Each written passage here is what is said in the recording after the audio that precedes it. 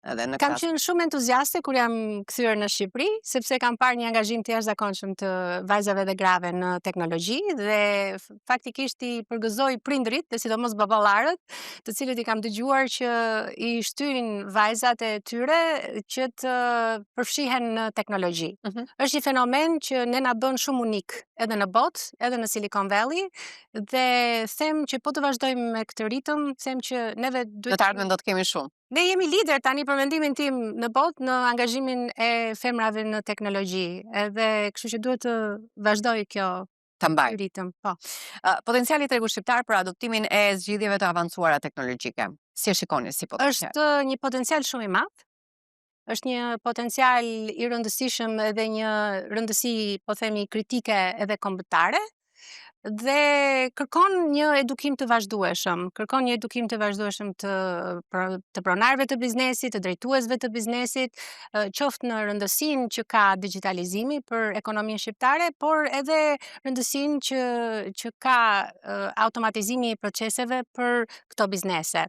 Dhe ka një gjë shumë interesante, se në inovacion ne në agjenci nuk quajmë vetëm teknologjinë, por inovacion është edhe mënyra e të menduarit e të zgjidhurit të problemeve dhe madje gjetja e zgjidhjeve të biznesit, të cilat mund të jenë shumë kreative dhe inovative. Dhe nga eksperienca ime gjithmonë, nëse i futesh një procesi digitalizimi, gjithmonë e ke mundësinë për të parë ku janë mënyrat e reja për të përmirësuar biznesin, edhe për të mirësuar metodat e reja të biznesit, dhe kështu që ke inovacion në të dyja anët. Ke inovacion edhe në biznes, edhe në teknologji. Qartë. Ndërkohë, gjithë çështja është se si mundet kompani shqiptare të bëhen konkurruese edhe përtej Shqipërisë. Por flasim pak për pjesën e produkteve teknologjike. Si mundet që të prodhojmë produkte teknologjike, por edhe të kemi mundësi të tregtojmë jashtë? Unë them me një po them me entuziazëm që në Shqipëri ne kemi mundësinë që të bëhemi lider në krijimin e asaj që unë e quaj inovacioni me zemër.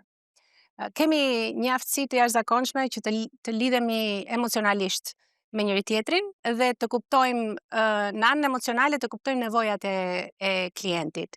Dhe nëse ne vazhdojmë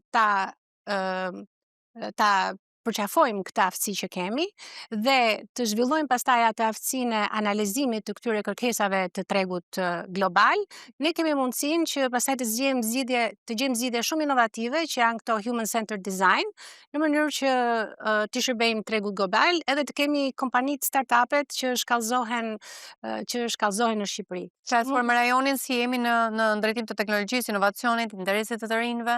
Mendoj që kemi prap pak punë për të bërë në bazë të statistikave, por optimizmi është shumë i madh, sepse puna po bëhet, dhe them që kemi shembuj të shqiptarëve në botë, të cilët kanë arritur të kenë kompani që vlerësohen mbi $1 bilion, dhe arsyeja vetme mendoj unë është që ata e kanë krijuar atë mundësinë e tregut global dhe e kanë pak më shumë aksesin tek problemet që kanë kompanitë private në tregun global.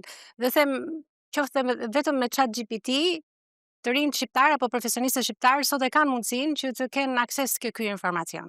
Ndërkohë, për ta mbyllur, një këshill për gjithë ata që sapo kanë hapur një biznes, mund të jenë ende në dilemat nëse bën mirë apo bën keq, dhe kërkojnë të rriten. Çfarë pikash duhet kenë parasysh? E para, për kushtet e Shqipërisë, them që të mos dëgjojnë çfarë thonë të tjerët. Eksperiencat e tyre që mund të kenë qenë jo të mira.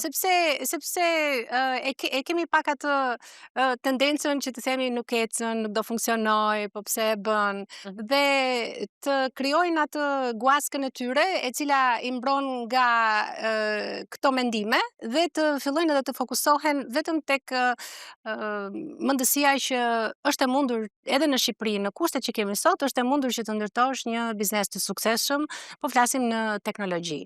Mjafton të jetë fokusuar tek qëllimi, produkti dhe mjafton që të qëndrojnë pozitiv në faktin që ata do jenë të suksesshëm. Dhe e dyta është që të krijojnë sistemin e mentorimit. Është një gjë shumë e rëndësishme dhe mund t'i afrohen biznesmenëve shqiptar ose mund edhe të gjejnë biznesmen të huaj dhe t'i afrojnë dhe të krijojnë sistemin e mentorimit, sepse nuk krijohen dot vet asnjëherë, asgjë nuk krijohet dot vet. Pra, ka nevojë edhe për një sugjerim apo për të marrë një praktikë të Gjithmonë. mirë pozitive në këtë drejtim. Zonja Imera, ju falenderoj shumë që ishit në studio për ndarë gjitha këshillat me mjaft vlerë për bizneset të çdo kategorie, por në drejtim të digitalizimit të teknologjisë dhe të hyrjes në tregjet ndërkombëtare. Faleminderit. Ishte një kënaqësi, faleminderit shumë Aliana. Të nderuar teleshikues, këtu kemi ardhur në fund të këtij emisioni bashkë me Pro Business, shihemi sërish të shtunën e ardhshme në orën 16:05. Mirupafshim.